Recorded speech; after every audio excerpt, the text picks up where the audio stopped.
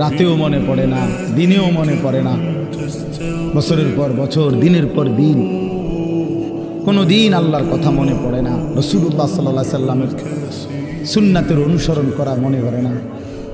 কেমনে পার হইবেন বাপ? এত বছর দাড়ি কাইটা আখিরাতে পার হইবেন কেমন?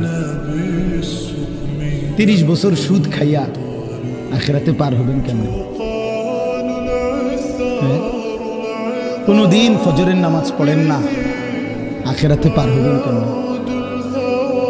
আপনার বিবি কোনোদিনও পর্দা করে না, এই বোন পার হবে কেমনে?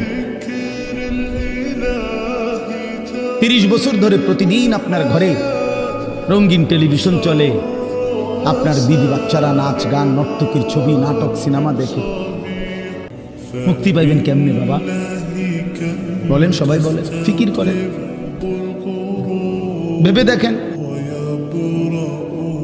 কি বুঝাই দিবেন আল্লাহকে? কি বুঝাই দিবেন রাসূলুল্লাহ সাল্লাল্লাহু আলাইহি সাল্লাম? নবীজি কিছুই জিজ্ঞেস করবে না? কি মনে করেন আপনারা এমনি সবাই সুপারিশ করবে মানে কি কিছুই জিজ্ঞাসা না, কোনো কাগজপত্র কিছুই দেখবে না নাকি? কথা বলেন, রাসূলুল্লাহ সাল্লাল্লাহু আলাইহি সাল্লাম সুপারিশ করবে মানে কি? মানে কোনো কথা নাই, শুধু আপনি গিয়ে দাঁড়াইবেন আর আমরা ব্যস্ত বুঝ দিয়ে লাগবে নাকি?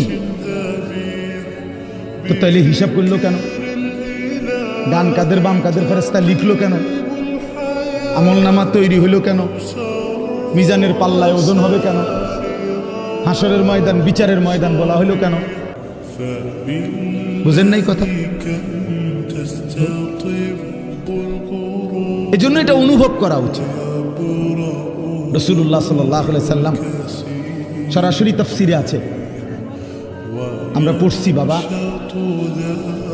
আল্লাহ তাআলা যেদিন নবীকে বলছেন, বন্ধু আপনার সামনে আমি আপনার উম্মতের আমলনামা খুলব, এই কথা নবী যখন শুনছেন, আল্লাহ নবী সাল্লাল্লাহু আলাইহি সাল্লাম অঝরে কাঁদছেন।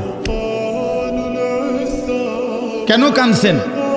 মুহাদ্দিসিনে কেরাম বলে, নবীজি চিন্তা করছে, ভাবতেছিলেন, হায় আমার উম্মতের আমলনামা যদি আমার সামনে খুলে আর আমি যদি দেখি পৃষ্ঠার পর পৃষ্ঠা গুনাহ নাফরমানি, আমি সেই চেহারা আমার মালিকের সামনে কেমনে দেখাবো?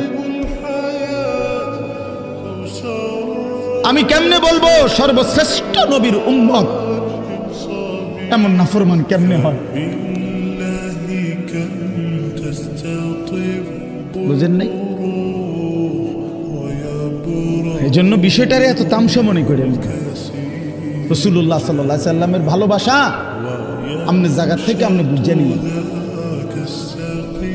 আপনি যেই তরিকাত আছেন, আপনি তরিকা লইয়া আমার টানাটানি নাই, আপনার পিসাব লইয়া আমার টানাটানি নাই, আপনার দরবার নিয়ে আমার টানাটানি নাই।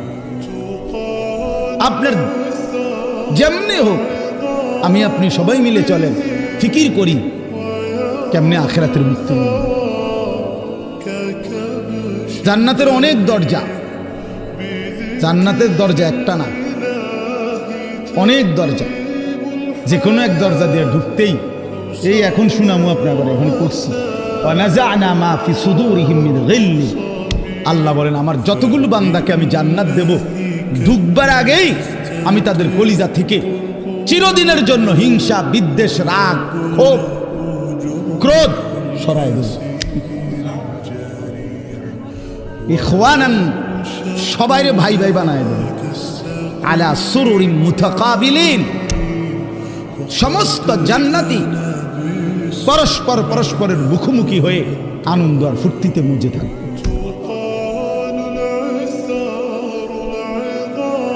এই জন্য দোস্ত আমার, বন্ধু আমার, বাপ আমার, ফিকির চাই, ফিকির চাই।